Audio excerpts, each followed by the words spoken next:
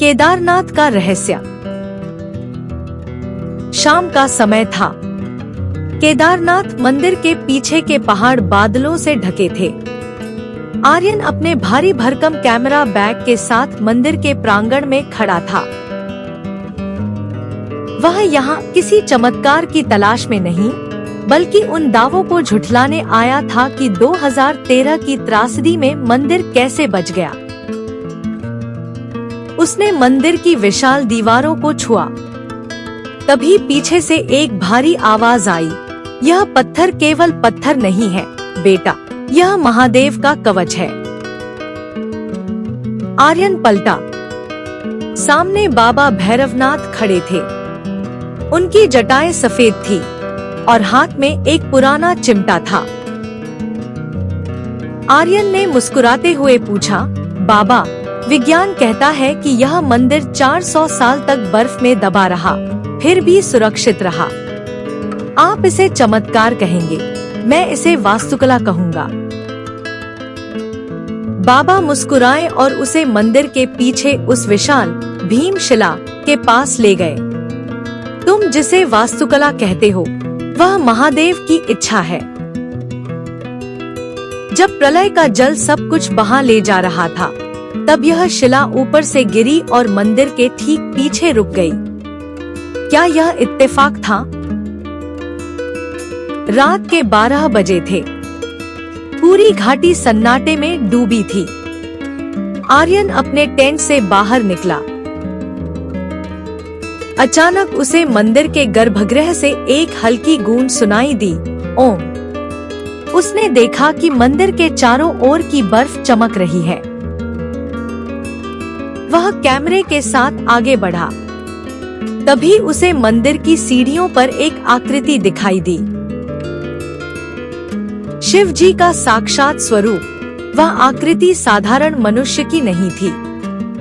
वह कम से कम 8 फीट ऊंची थी। कंधे चौड़े और गले में रुद्राक्ष की मालाएं जो आपस में टकराने पर बिजली जैसी ध्वनि पैदा कर रही थी। उनके हाथ में एक त्रिशूल था जो जमीन पर टिका हुआ था। हवा इतनी ठंडी थी कि खून जम जाए, लेकिन उस आकृति के चारों ओर गर्मी का एक घेरा था। आर्यन के हाथ से कैमरा छूट गया। उसने देखा कि वह आकृति, महादेव, धीरे से मंदिर के पीछे की शिला की ओर बढ़ी और उसे अपने हाथ से स्पर्श किया। स्पर्श करते ही पूरी घाटी में एक सुनहरी लहर दौड़ गई। अगली सुबह जब आर्यन उठा, तो वह मंदिर के चबूतरे पर था। बाबा भैरवनाथ उसके पास बैठे थे।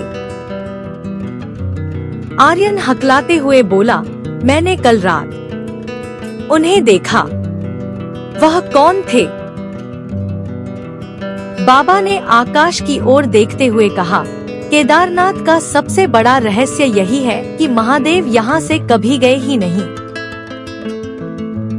जब पांडव यहाँ आए थे, तब वे बैल के रूप में अंतर्ध्यान हुए थे। उनका कुबड़ यहाँ लिंग के रूप में पूजा जाता है। वह आज भी इस हिमालय की रक्षा करते हैं।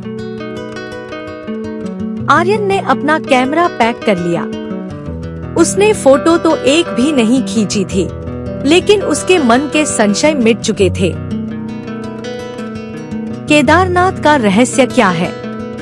क्या वह मंदिर की अद्भुत बनावट है, या वह 400 साल तक बर्फ में दबे रहने की शक्ति, या फिर वह विशाल शिला जो आपदा में ढाल बन गई?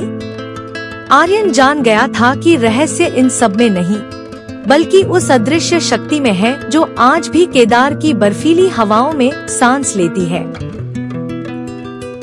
उसने मंदिर की ओर सिर झुकाया और पहली बार उसके दिल से निकला, हर हर महादेव।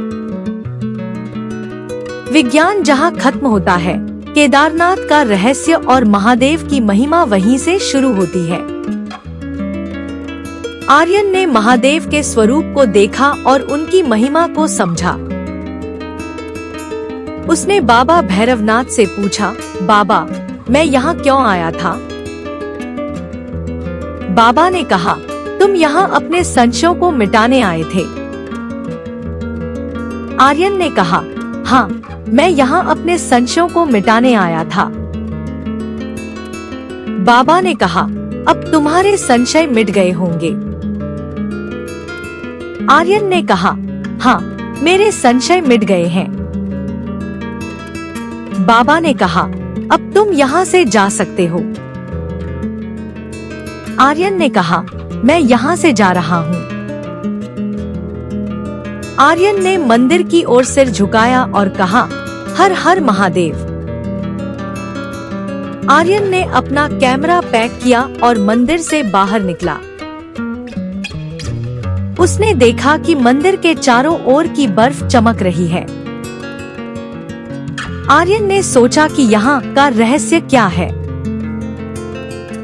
उसने देखा कि मंदिर के पीछे की शिला पर एक आकृति खड़ी है। आर्यन ने सोचा कि यह आकृति कौन हो सकती है। उसने देखा कि आकृति महादेव की है। आर्यन ने सोचा कि महादेव यहाँ क्यों है। उसने देखा कि महादेव मंदिर की रक्षा कर रहे हैं। आर्यन ने सोचा कि यहाँ का रहस्य क्या है। उसने देखा कि मंदिर के चारों ओर की बर्फ चमक रही है। आर्यन ने बाबा भैरवनाथ से पूछा कि महादेव की इस अद्भुत शक्ति का रहस्य क्या है। बाबा भैरवनाथ ने बताया कि महादेव की शक्ति का रहस्य समझने के लिए हमें पहले उनके बारे में जानना होगा।